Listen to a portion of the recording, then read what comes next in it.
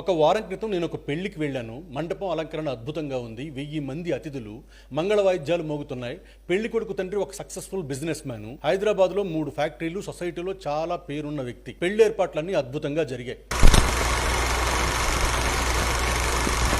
నూతన దంపతులకి అక్షింతలు వేసి పెళ్లి కొడుకు తండ్రిని విష్ చేశాను. అప్పుడు ఆయన మొహంలో ఏదో తెలియని బాధ గమనించాను.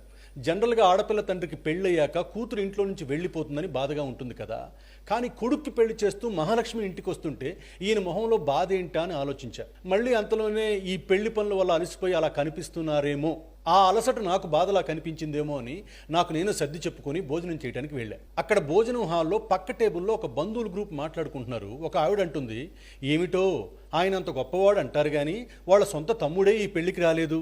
ఆయనకు ఒక అక్కుంది, ఒక చెల్లుంది, ఎవరూ రాలేదు. ఆస్తి గొడవట, 15 ఏళ్లుగా మాట్లాడుకోరట. ఎంత డబ్బు సంపాదిస్తే ఏమి లాభం, సొంత తోడబుట్టిన వాళ్లే రారు.